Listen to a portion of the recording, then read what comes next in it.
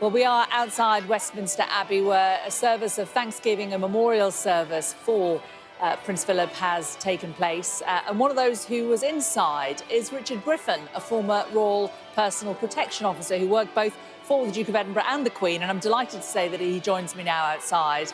And Richard, how was the service? And did you think it was a good reflection of the Duke's life? It was a wonderful service. I mean, obviously the highlight for everyone was seeing Her Majesty the Queen arrive. But then seeing so many people that have worked with Prince Philip, all his charities, all the staff he's worked with over the years, and of course the address as well was absolutely wonderful. It summed Prince Philip up perfectly.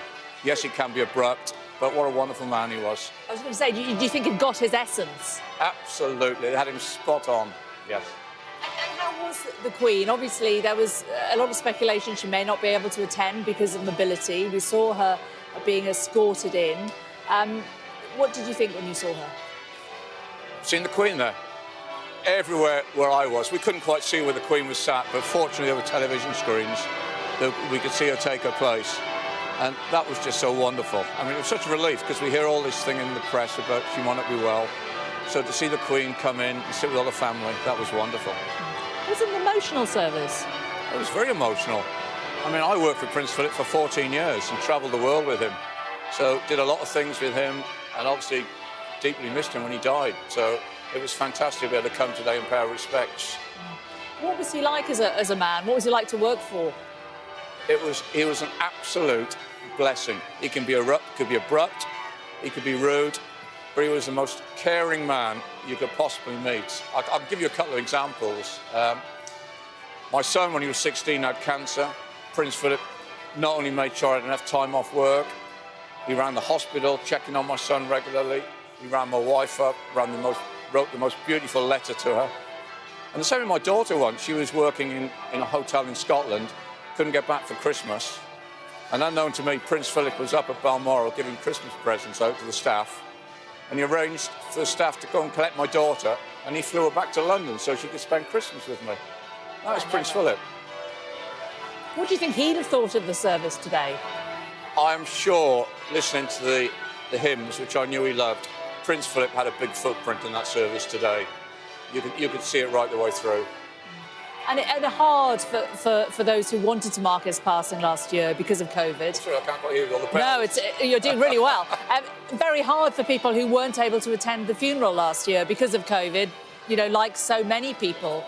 The fact that this service, although it's a year later, contained a lot of things that he would have wanted, didn't it? Absolutely. I mean, all these charities that were represented there today, as I said, all this staff were there.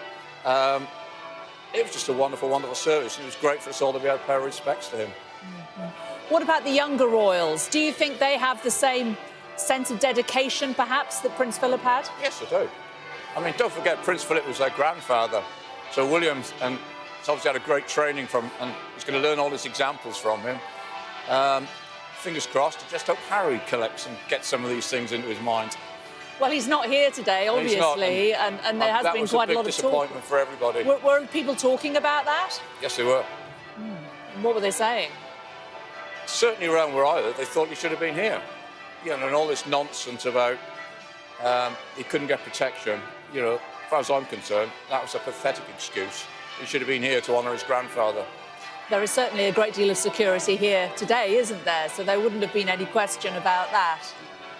At the end of the day, if he was that worried about security, he could have stuck with his brother and his father, who've got wonderful security, and he'd been more than safe.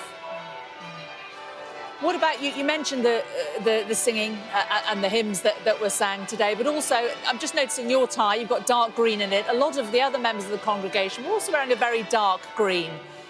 Is that a coincidence, or is there a reason for that? This tie here is a tie Prince Philip designed. So anyone who worked in his personal household, this is the tie that they all wore. So that was the dark green was the colour of his household? Absolutely, and as designed by Prince Philip. So obviously when this service came out, we've all been quickly going through our wardrobes trying to find this tie. And that may explain why a lot of the ladies are wearing the very dark green as well. Oh, that's great. Well, I'm glad you've been able to clear that up for us. You know, you've given so much of your life to the royal family. these events must for you mark the end of an era as well, don't they? Because when will you next see these people? Well, hopefully. That's a good question, actually. I'm still playing golf at Windsor Castle, so we still see Her Majesty around there. And we still exchange Christmas cards. But no, you're right. I mean, no one knows the answer to that. Well, Richard Griffin, former Royal Protection Officer, thank you so much for coming down today and sharing your thoughts about the service. It's really lovely to talk to you.